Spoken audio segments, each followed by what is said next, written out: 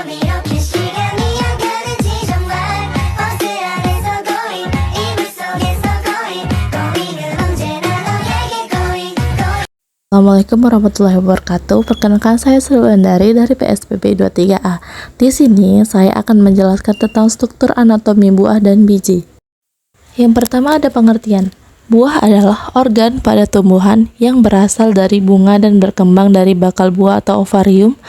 Buah memiliki berbagai bentuk, ukuran, dan rasa.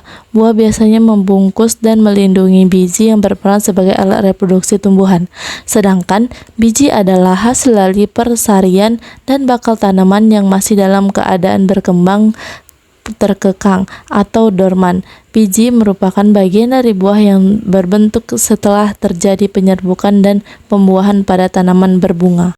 Yang kedua, ada fungsi buah dan biji.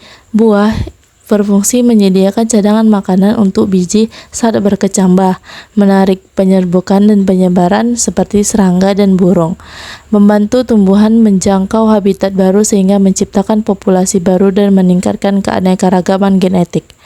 Fungsi biji yaitu menyimpan cadangan makanan, membawa materi genetik yang akan diturunkan ke generasi selanjutnya, dan dapat digunakan untuk membentuk tumbuhan baru.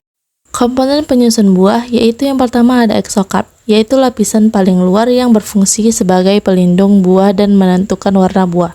Yang kedua ada mesokarp, yaitu lapisan daging buah yang berfungsi sebagai tempat menyimpan makanan. Yang ketiga ada endokarp, yaitu lapisan inti buah yang berfungsi sebagai pelindung buah. Selanjutnya komponen penyusun biji yaitu kulit biji, yaitu lapisan paling luar biji yang berfungsi sebagai pelindung biji dari kerusakan mekanis dan kekeringan. Selanjutnya ada lembaga atau embrio, yaitu jaringan bakal tumbuhan yang berkembang menjadi tumbuhan baru. Dan yang terakhir adalah jaringan penyimpan makanan, yaitu cadangan makanan yang diperlukan tumbuhan baru saat tumbuh membesar. Proses pembentukan buah yaitu pembentukan buah pada tumbuhan umumnya terjadi pada proses penyerbukan, yaitu saat serbuk sari atau polen dari kepala sari berpindah ke kepala putik. Proses ini bisa terjadi secara alami atau dengan bantuan manusia. Setelah penyerbukan, serbuk sari akan berkecambah dan tumbuh menjadi buluh serbuk sari yang berisi sperma.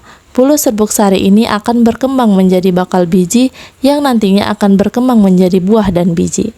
Selanjutnya proses pembentukan biji. Yang pertama pembuahan. Proses pembuahan terjadi ketika gamet jantan dan betina bertemu, yaitu ketika sel kelamin jantan menuju ke sel kelamin betina melalui tabung serbuk sari.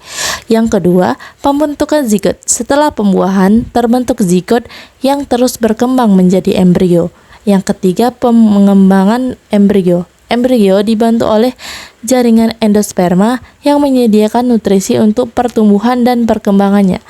Yang keempat yaitu pematangan biji. Tahap terakhir pematangan biji ditandai dengan berhentinya pertumbuhan embrio. Embrio akan mengering dan kehilangan banyak air. Yang terakhir adalah perkecambahan. Perkecambahan adalah proses ketika embrio yang tidak aktif di dalam biji berkembang menjadi tumbuhan muda. Proses perkecambahan ditandai dengan munculnya plantula dari dalam biji. Nah, selanjutnya adalah manfaat buah bagi manusia. Yang pertama adalah memenuhi kebutuhan vitamin, mineral, dan serat, membantu mencegah penyakit, menjaga kesehatan tulang, meningkatkan kinerja otak, menjaga kesehatan pencernaan, menjaga hidrasi tubuh, dan membantu menstabilitas kadar gula darah. Sedangkan manfaat biji bagi manusia itu mendukung pencernaan, menurunkan kolesterol, mencegah pembentukan gumpalan darah kecil, dan sebagainya. Kesimpulan yang bisa kita ambil adalah anatomi buah dan biji berperan penting dalam reproduksi tumbuhan. Buah berkembang dari ovarium setelah fertilisasi dan terdiri dari eksokarp, mesokarp, serta endokarp yang melindungi biji. Terdapat dua jenis buah yaitu buah sejati dan buah semu. Sementara itu, biji juga hasil dari fertilisasi terdiri dari kulit biji, embrio, dan endosperma.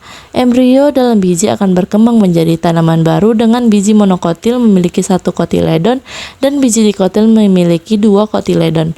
Buah melindungi dan membantu penyebaran biji, sedangkan biji menjadi media utama generasi tumbuhan berikutnya. Sekian materi singkat yang bisa saya sampaikan, semoga bermanfaat. Terima kasih.